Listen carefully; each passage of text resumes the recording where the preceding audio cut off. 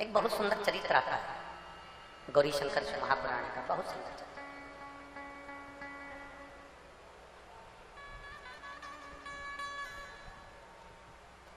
स्त्री नारी, जब भगवान देवादिदेव महादेव के मंदिर में, हमने ये बात पहले भी कथाओं में कही है, हमने ये पहले भी कथाओं के माध्यम से आप लोगों को कहा, पहले भी वर्णन किया। जब कोई स्त्री, जब कोई नारी, जब कोई बहन, जब कोई बेटी, जब कोई माँ भगवान शंकर के मंदिर में जाकर एक लोटा जल समर्पित करती है, स्त्री जब शिव जी के मंदिर में जाकर एक लोटा जल चढ़ाती है, तो शिव महापुराण की कथा में उमाखंड में वर्णन किया गया कि वो नारी केवल अपना कल्याण नहीं करती है, वो नारी अपने मायके और ससुराल दोनों की 71 पीढ़ी को पार उतार देती है। इतना बल उसके अंतर्गत उत्पन्न हो जाए। कोई पुरुष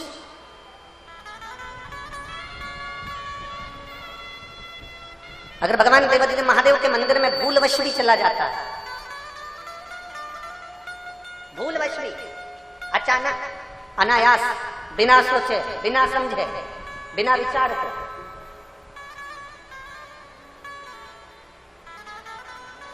तो भी मेरा देवादिदेव महादेव अपनी करुणा करता है। और ये चरित्र हमारे भीतर है। देवराज नाम का ब्राह्मण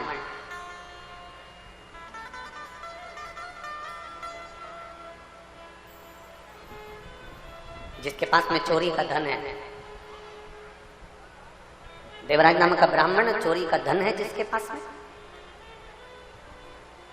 और उस चोरी के धन को लेकर अचानक, अनायास, बिना सोचे, उसने नहीं सोचा था कि मुझे शंकर के मंदिर में जाना, उसने विचार नहीं करा था कि मुझे शिव जी के मंदिर में जाना,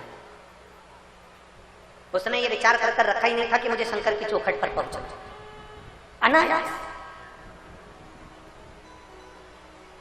बिना सोचे समझे चोरी का धन लेकर वो शंकर जी के मंदिर में पहुंच गए। इसलिए हम कथा में पहले कहते हैं आपको, आप लोगों ने टीवी के माध्यम से भी श्रवण करा होगा और कभी आपने पंडाल में बैठकर भी सुना होगा, तो हमने एक बात जरूर आप लोगों से कही है।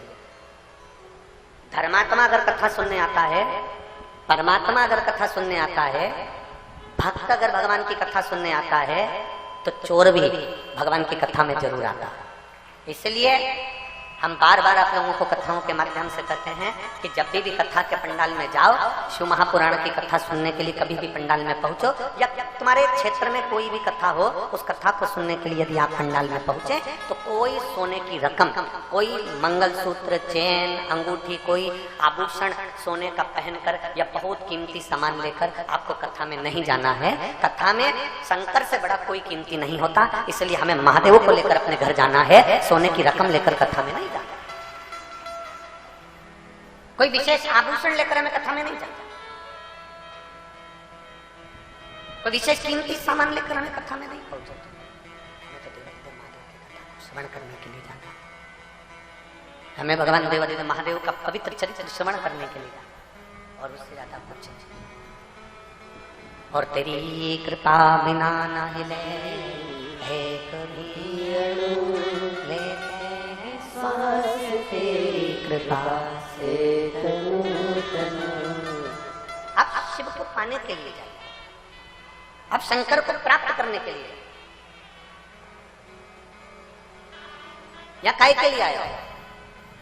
एक कुरुत की भूमि पर आप लोगों की गाड़ियां भी कम से कम कुछ नहीं तो 1 किलोमीटर दूर रुकी होंगी। बोलो सही है कि गलत है? अरे बोलो तो जम के। अब 1 किलोमीटर दूर गाड़ी रुकी है, 100-200 रुपए तो तुमने आने में खर्च करे कि नहीं करे? बोलते जाओ जरा जम के, जम के बोलो। करे ना? डीजल भी डलवाया होगा गाड़ी में, पेट्रोल भी डलवाया होगा, फिर कुछ पैसा थोड़ा बहुत खर्च कर कर यहाँ पहुंचे भी होगे।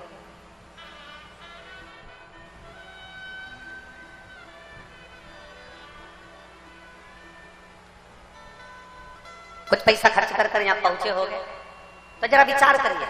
100, 200, 50, 500 रुपए तुमने खर्च किया, इतनी धूप में चलकर तुम पंडाल तक पहुंचे हो, तो ईमानदारी से बोलना, क्या केवल लोगों को देखने के लिए पहुंचे हो? अरे बोलो तो जम के। सहेली से बात करने के लिए पहुंचे हो? रिश्तेदारों से मिलने के लिए पहुंचे हो? नहीं, इस चिलचिलाती बैसाख की गर्मी में अपना धन खर्च कर कर अपने पैसे से लाखों की संख्या में अगर आप यहाँ पहुंचे हो तो केवल शंकर भगवान को प्राप्त करने के लिए और अपने दुखड़े शिव जी से कहने के लिए पहुंचे। अपने मन की बात भगवान देवाधिदेव महादेव से कहने के लिए पहुंचे, अपने हृदय की बात भगवान शंकर से कहने के लिए पहुंचे और उनके पास बैठकर 2 क्षण अपने मन की बात देवाधिदेव महादेव से हम कहें, महादेव हमारे मन की बात सुने, इसलिए हम भगवान शंकर की पवित्र कथा में पहुंचे। भगवान देवाधिदेव महादेव की पवित्र कथा में हम पहुंचे, उनसे बैठकर हम चर्चा कर सकते। किसी भी बहाने से जाओ पर शिव के मंदिर तक जाओ,